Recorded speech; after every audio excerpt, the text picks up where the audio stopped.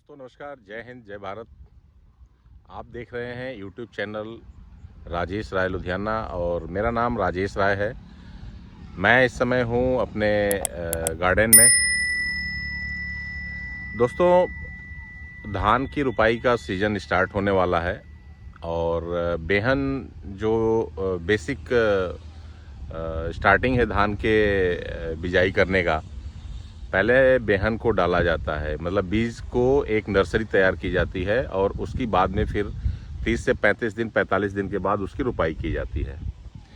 इस सारे प्रोसेस को करने से पहले खेत की तैयारी करना और मेड़बंदी करना, क्योंकि धान में पानी ज़्यादा लगता है तो उस हिसाब से खेत की मेड़बंदी होती है। तो ये सारा काम मैं यहाँ कर चुका हूँ। जैसा आप को मैं एक बार कैमरे के को टर्न करके दिखाना चाहूँगा खेत को। ये है खेत हमारे जिसमें धान की बिजाई होनी है और इस समय हमने ट्यूबवेल चालू किया हुआ है, पानी हम इसमें भर रहे हैं। तो ये चारों तरफ हमने ये खेत की अच्छी तरह से जुताई करने के बाद मेड़बंदी कर दिया है और इसमें अब हम पानी भरने जा रहे हैं।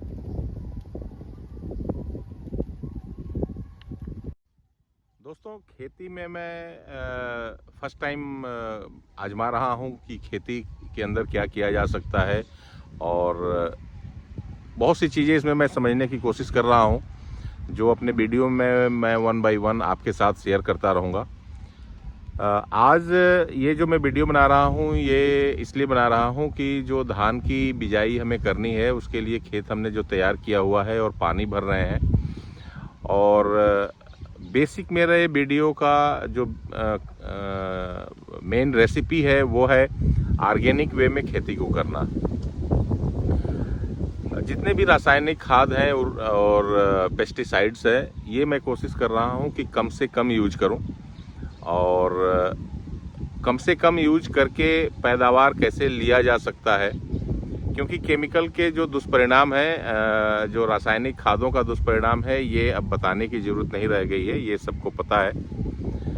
तो मैं कोशिश कर रहा हूँ कि ऑर्गेनिक वे में और नेचुरल चीज़ों को प्रयोग करके, जैसे पहले खेती होती थी, हो सकता है उसमें पैदावार कम होगा, उसमें रोग थोड़ा ज़्यादा लगेंगे, लेकिन इन सब चीज़ों के बावजूद क्या हो सकता है ये मैं करने की कोशिश कर रहा हूँ। गोबर की खाद मैं खेतों में डालने की कोशिश किया। मैं आपको 1 बाय 1 अपनी सारी चीज़ें आपको एक्सप्लेन करूँगा। मेरी कोशिश थी कि मैं खेतों में गोबर की खाद डालूं, लेकिन मैंने काफ़ी ट्राई किया। मेरे सामने 2-3 तरह के चैलेंजेज आए। एक तो गोबर की खाद, चूँकि पशु बहुत कम लोग रख रहे हैं, इसलिए गोबर तो नहीं मिल रहा है, गोबर की खाद मिल नहीं रही है। थोड़ा बहुत अगर कहीं मिल भी रही है तो इशू आ रहा है उसमें लेबर के, क्योंकि गोबर की खाद को ट्रैक्टर ट्राली में लोड करना और फिर ले आकर के खेतों में अनलोड करना, इसके लिए कुछ बेसिक छोटी मशीनरीज अरेंज करना पड़ेगा। कहने का मतलब है कि इस साल मैं गोबर की खाद की अरेंजमेंट नहीं कर पाया, तो मैं अपने खेतों में नहीं डाल पाया हूँ। तो दोस्तों, मैं बात कर रहा था गोबर की खाद की। तो ये कुछ बेसिक प्रॉब्लम्स हमने फेस किया इस साल, तो हमने पोस्टपोन कर दिया कि चलो इसमें बहुत ज़्यादा टाइम वेस्ट नहीं करते हैं और गोबर की खाद हम अगले फिर जब खेती का सीज़न स्टार्ट होगा उसमें हम प्लान करेंगे कि गोबर की खाद को कैसे अरेंज करें और खेत में कैसे डालें। तो ये बेसिक चीज़ रही। दूसरी चीज़, अब देखिए, गोबर की खाद अगर हम नहीं डाल पा रहे हैं तो फिर हमें कोई ना कोई प्राकृतिक खाद अरेंज करना पड़ेगा, क्योंकि मैं पहले ही बता चुका हूं कि रासायनिक खादों का प्रयोग मुझे करना नहीं है। तो इसका सब्स्टिट्यूट मैं स्टडी कर रहा था तो मुझे पता चला, जो कृषि अनुसंधान संस्थान है हमारे देश में, पूसा, उन्होंने एक घास डेवलप किया हुआ है जिसको ढैंचा के नाम से जाना जाता है और गवर्नमेंट सब्सिडाइज्ड रेट पर किसानों के लिए उसको उपलब्ध कराती है इस समय। बेसिकली होता यह है कि इसको खेत में बिजाई कर दिया जाता है 1 से 1.5 महीना पहले, धान की रुपाई करने से 1-1.5 महीना पहले इसकी खेत में बिजाई कर दिया जाता है। और ये जब 2 से 3 फुट की घास हो जाती है तो इसको रोटावेटर से खेत के अंदर ही जुताई कर दिया जाता है और फिर पानी से भर दिया जाता है। उसमें होता ये है कि ये जो घास है एज ए फर्टिलाइज़र, एक तो ये मिट्टी में मिक्सअप हो जाती है और ये काम करती है फिर फर्टिलाइज़र का, खाद का। तो अभी हम आज खेतों में आज अपने पानी डाल रहे हैं और हमने कल इसकी बिजाई कर दिया था और बिजाई करने के बाद अब पानी डाल रहे हैं और ये इसमें 1-2 दिन में उग जाएगा। तो इस तरह से हम जो एक रासायनिक खादों को यूज ना करने का प्रोसेस है, उसमें पहला स्टेज आज हमने ये इसको क्रॉस किया है और ये ढैंचा के नाम से है। आप पता करेंगे तो मिल जाएगा। वैसे तो दुकानों पर ये 150-160 रुपये केजी मिलता है, लेकिन हमने जो अरेंज किया है वो 85 रुपीज़ केजी हमें मिला है। किसान पोर्टल पे जा कर के रजिस्ट्रेशन कराना पड़ता है और वहाँ से फिर हमें ये उपलब्ध हो गई। तो इस तरह से हमने ये सारा किया है और इस वीडियो के माध्यम से मैं यही बताने की कोशिश कर रहा हूँ कि सिर्फ पैदावार ज़्यादा हो इसके चक्कर में पड़ के रासायनिक खादों का प्रयोग हमें बंद करना चाहिए, क्योंकि ये हेल्थ के लिए बहुत नुकसानदायक है। सीधा सीधा प्रभाव इसका हेल्थ के ऊपर पड़ रहा है और बच्चों के ऊपर पड़ रहा है। कम एज में बच्चे मैच्योर्ड होते जा रहे हैं। हम अक्सर बातें सुनते हैं कि छोटे उम्र में बच्चे, बुजुर्ग लोग कहते हैं कि इतनी कम उम्र में इतनी अकल। तो ये ऐसा नहीं है कि वो कोई उनका आईक्यू लेवल और इस तरह की चीज़ें हैं। वो जो एक पार्टिकुलर टाइम में जा कर के वो मैच्योरिटी आनी चाहिए, वो कम एज में ही मैच्योरिटी आ जा रही है और इसके पीछे रीज़न यही सब है। ये जो खाद्यान्न है, जो रासायनिक चीज़ें हैं, पेस्टिसाइड्स हैं, इन्हीं सब का प्रभाव है जो कम एज में ही मैच्योरिटी आ जा रही है। ये मेरा अपना एक्सपीरियंस है। हो सकता है ये मेरा एक्सपीरियंस उतना ऑथेंटिक ना हो, आप चेक कर सकते हैं, लेकिन मुझे जो समझ में आया वो मैं आपके साथ शेयर कर रहा हूँ। तो इस तरह से मैं खेती में लगा हुआ हूँ और इसको समझने की कोशिश कर रहा हूँ। ये एक मेरा लाइफ के इस पड़ाव में आकर के मुझे ज़िंदगी को और ख़ुद को समझने का एक अलग तरीके का हमने लिया है। इस तरह से समझने की कोशिश कर रहा हूँ। जीवन को बिताने के 2 तरीके अभी तक हमने देखा। एक तो ये था कि मैं पैसा कमाऊँ, लाइफ स्टाइल ऐसी बना लूँ, शहरों में रहूँ और सारी सुख सुविधाएं और ये सब सारी चीज़ें। एक तो तरीका वो है और दूसरा तरीका वो हमने किया और देखा और वो आपको हमारे पीछे की वीडियो हैं उससे आपको पता चल रहा होगा कि वो हमारी लाइफ स्टाइल क्या थी। अब हमने ये वाला आप जो देख रहे हैं, मैं एक बार आपको कैमरा घुमा के दिखाता हूँ। देखिए ये मेरे पीछे ये गार्डन है, ये मैंने खुद लगाया हुआ है और आज मैं इसी गार्डन में बैठा हुआ हूँ। देखिए मैं ऐसे ज़मीन पे बैठा हूँ और ये कुछ मेरा इस तरह से ये सेटअप है और ये सारी चीज़ें हैं। एनीवे, ये क्यों है और ये कितना अच्छा है, कितना गलत है, ये आप देख करके आकलन लगा सकते हैं। इतना मैं ज़रूर कहूँगा कि इस समय यहाँ बाहर का जो टेम्परेचर है 45 डिग्री का है और मैं अपने बागीचे में इस आम के पेड़ के नीचे बैठा हूँ। ये देख रहे हैं आप, ये आम का पेड़ है और इसके नीचे छाए में बैठा हूँ। छाए में बैठा हूँ, पेड़ के नीचे खुले में क्यों बैठा हूँ ये मैं आपको थोड़ा सा शेयर कर दूँ। देखिए पीछे ये आप देख रहे हैं एक बिल्डिंग बनी हुई है, इसके अंदर सारी चीज़ें हैं। इस समय लाइट भी है, कोई प्रॉब्लम नहीं है। अंदर एसी में बैठा जा सकता है, कूलर चला के बैठा जा सकता है, फ़ैन चला के बैठा जा सकता है। लेकिन मैं डिफरेंस बता दूं, इस बिल्डिंग की जो दीवारें हैं ना वो बहुत ज़्यादा हीट हो चुकी हैं और अगर एसी चल रहा है या कूलर चल रहा है तो दीवारों से एक हीट निकल रहा है। उसके अंदर बैठ करके जो महसूस मैं कर रहा हूँ और इस बागीचे में बैठ करके, क्योंकि देखिए ये ओपन बागीचा है और यहाँ जो हवा आ रही है वो डायरेक्ट मुझे लग रही है।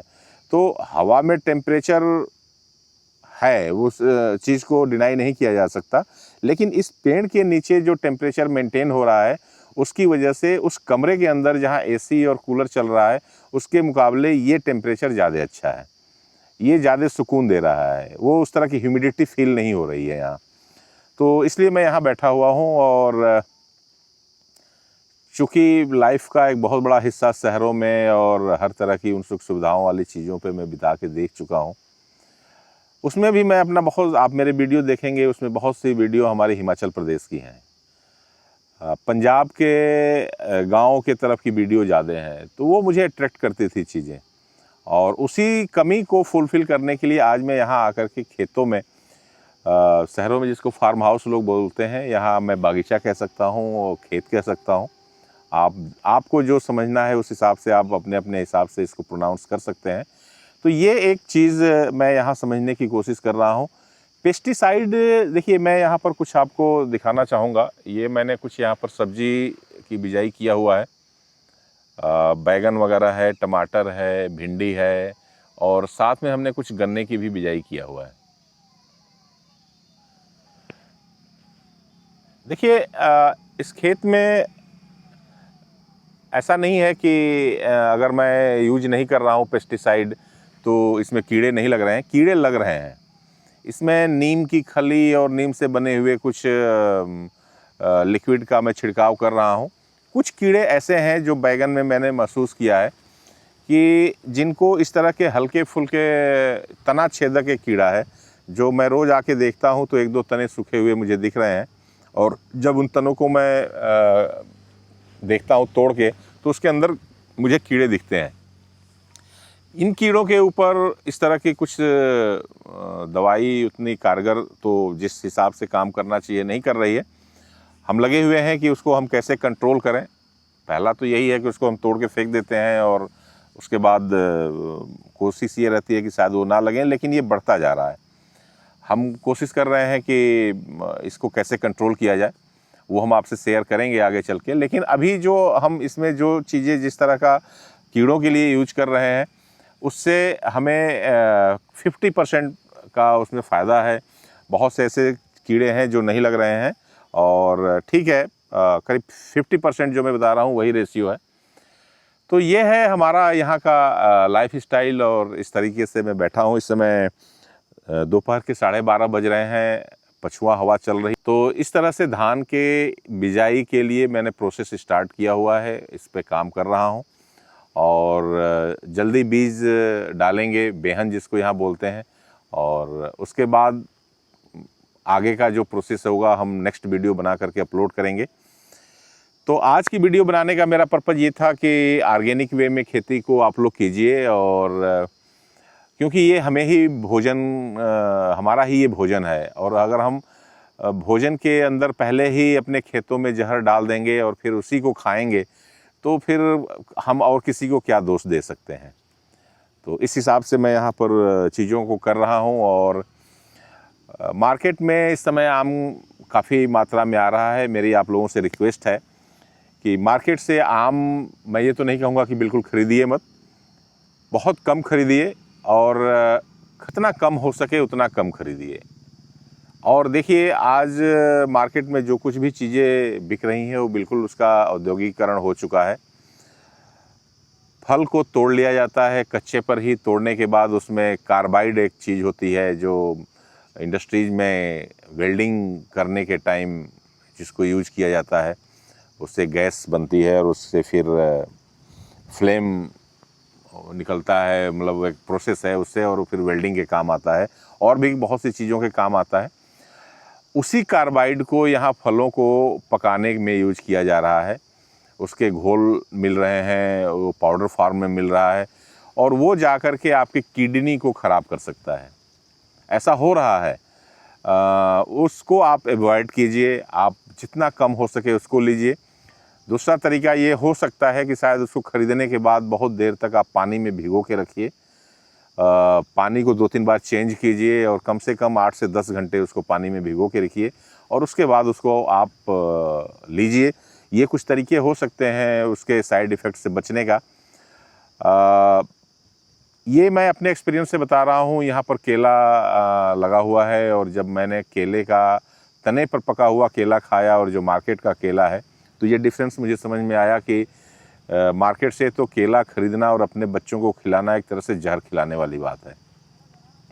इसी तरह से आम के ऊपर भी है, सारे फलों के ऊपर ऐसा ही हो रहा है।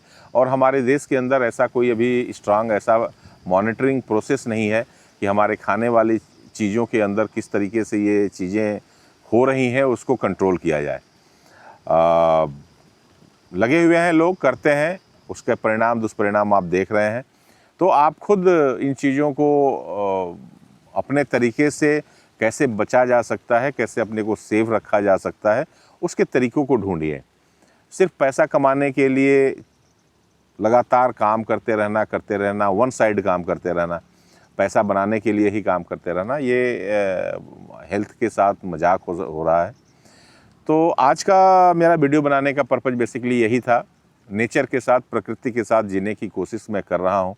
और आप जो लोग भी वीडियो देख रहे हैं वो भी मैं उनसे यही कहूँगा कि आप भी कुछ प्रकृति से के साथ जुड़े रहिए। पौधों का ग्रोथ देख करके जो सुकून मिलता है उसको फील कीजिए। मिट्टी से बातें कीजिए, पौधों से बातें कीजिए, खेतों से बातें कीजिए, प्रकृति से बातें कीजिए। वो भी कुछ कहते हैं, और वो जो कहते हैं अगर उसको समझने की क्षमता हमारे अंदर डेवलप हो गई, बहुत से लोग इसको किसान जो हैं वो समझते हैं और उसके हिसाब से वो कर रहे हैं। लेकिन बहुत से ऐसे लोग, बहुत बड़ी मेजॉरिटी के लोग शायद इन भाषा को नहीं समझ पाते। तो आप उनके साथ बैठिए, उस मिट्टी में बैठिए, उस खेतों में बैठिए, उन पौधों के साथ बैठिए। मैं वही कर रहा हूँ, मैं यहाँ बैठा हूँ और शायद मुझे कुछ जो समझ में आ रहा है वो मैं आपके साथ शेयर कर रहा हूँ। मैं उम्मीद करता हूँ कि ये इस तरह के चैप्टर्स आपको पसंद आ रहे होंगे। अगर आपको ये इस तरह की वीडियो देखना पसंद है तो हमारा चैनल राजेश राय लुधियाना को ज़रूर सब्सक्राइब कीजिए। और ये वीडियो अगर आपको पसंद आ रही हो तो अपने दोस्तों में शेयर कीजिए, कमेंट करके हमें बताइए। और मेरा ज़िंदगी को समझने और ज़िंदगी जीने का ये एक जो नया तरीका मैंने अपनाया है, ये आपको कैसा लगता है, आप हमें ज़रूर बताइए। आगे हम खेती के साथ और क्या करने वाले हैं और करेंगे वो हम आपको अपनी नेक्स्ट वीडियो में शेयर करेंगे। तब तक के लिए जय हिंद, जय भारत।